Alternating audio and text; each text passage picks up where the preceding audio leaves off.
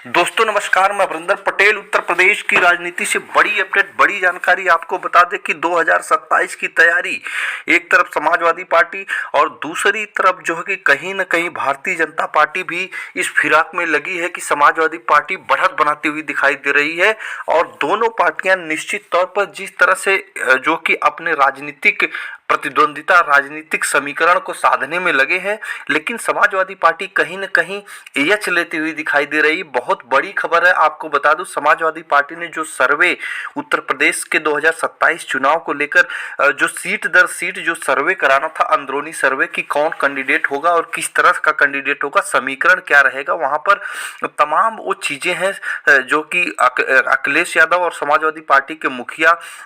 एक तरफ निश्चित तौर पर जिस तरह से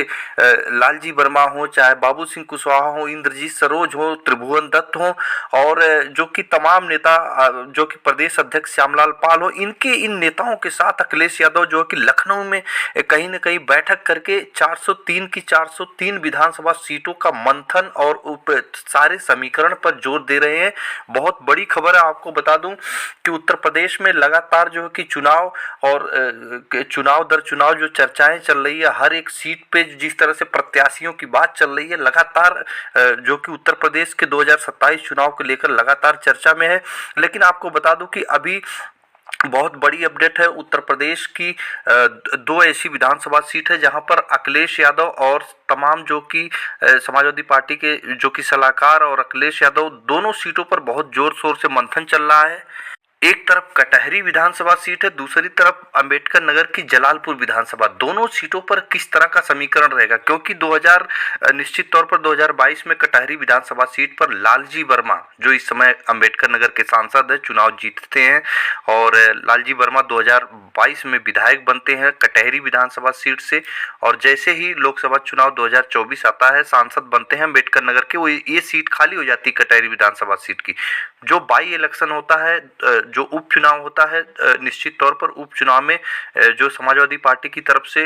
लालजी वर्मा जी की पत्नी को टिकट दिया जाता है और वहीं पर जो कि कहीं न कहीं भारतीय जनता पार्टी निषाद समाज के नेता को वहां पे टिकट दे देती है और ये निश्चित तौर पर बहुत बड़ी हार इस सीट पर समाजवादी पार्टी की हो जाती है। और साथ में जो है कि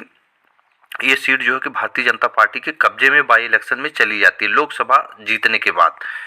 एक तो इस सीट का समीकरण के बारे में जो खबर निकल के आ रही है, यहाँ पर प्रत्याशी जो है बदला जाएगा। यहाँ का जो प्रभारी कटहरी के रहेंगे लालजी वर्मा ही रहेंगे, लेकिन लालजी वर्मा चुनाव भीम निषाद को लड़ाएंगे कटहरी विधानसभा सीट पर 2027 का। अब बात करते हैं कि 2027 में जलालपुर विधानसभा सीट की बात करें तो जलालपुर विधानसभा सीट पर निश्चित तौर पर 2027 में अंबेडकर नगर के सांसद लालजी वर्मा की जो पुत्री हैं छाया वर्मा, निश्चित तौर पर डॉक्टर छाया वर्मा को बताया जा रहा है कि जलालपुर विधानसभा सीट से चुनाव टिकट दिया जा सकता है। इस समीकरण और इसका बदलाव आपको मैं बता दूं, जलालपुर विधानसभा सीट पर 2019 में भी उपचुनाव हुआ था। आपको बता दें कि 2019 में बसपा से लोकसभा चुनाव जो कि समाजवादी पार्टी और बसपा गठबंधन से राकेश पांडे लड़े थे और जीते थे। पहले वो विधायक थे जलालपुर के, फिर उनको सांसदी का टिकट मिलता है, 2019 जीत जाते हैं, सीट खाली होती है, उपचुनाव होता है। इस उपचुनाव में निश्चित तौर पर जो कि बहुजन समाज पार्टी की तरफ से छाया वर्मा को टिकट मिलता है और वह निश्चित तौर पर भाजपा के प्रत्याशी से मात्र जो है कि 700 वोटों से चुनाव हार जाती हैं। और बहुत बड़ी अपडेट है, 700 वोटों से उसके बाद से छाया वर्मा कोई भी चुनाव नहीं लड़ी हैं। और बताया जा रहा है कि इस समीकरण में जो बदलाव करने की जो तैयारी चल रही, इसका कारण है सबसे बड़ा कि भारतीय जनता पार्टी ने जिस तरह से कटहरी विधानसभा सीट पर निषाद समाज को टिकट दिया था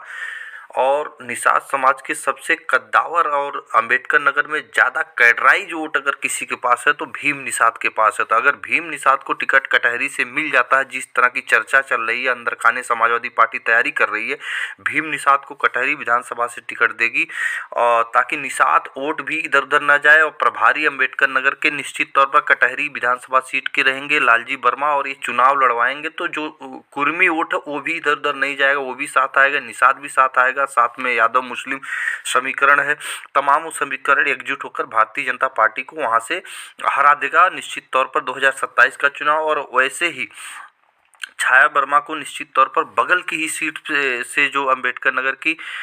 जो बगल की सीट है छाया वर्मा की, जलालपुर सीट से चुनाव लड़ाया जाएगा और वहां पे राकेश पांडे का परिवार ही लड़ेगा। राकेश पांडे समाजवादी पार्टी के विधायक हैं फिलहाल इस टाइम, लेकिन वो राज्यसभा चुनाव में समाजवादी पार्टी को धोखा देकर भारतीय जनता पार्टी को वोट कर देते हैं। तब से जो है निश्चित तौर पर उस सीट को लेकर चर्चा लगातार चल रही है। दोनों का समीकरण अगर देखा जाए दोस्तों तो यहाँ पर निषाद और कुर्मी वोटरों का दबदबा रहा है और यादव मुस्लिम भी अच्छे खासे पायदान पर यहाँ पर है आबादी के अनुसार निश्चित तौर पर। और यही समीकरण अखिलेश यादव करने वाले हैं। किसी भी उस सीट पर अब जो है कि पिछड़े जो तबके के लोगों को टिकट देने की पूरी तरह से तैयारी चल रही। एक सीट पर दोनों बगल की सीट है, अंबेडकर नगर की सीट है, एक सीट पर निषाद, दूसरे सीट पर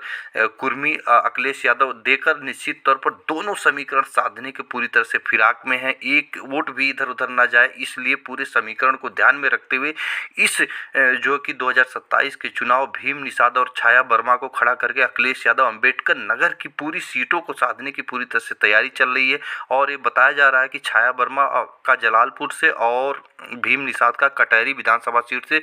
पूरी तरह से टिकट क्लियर हो गया, तैयारी के लिए बता दिया गया और ये दोनों लोग जाकर तैयारी करेंगे। बहुत बड़ी अपडेट है। फिर मिलेंगे अगली वीडियो में, तब तक के लिए नमस्कार।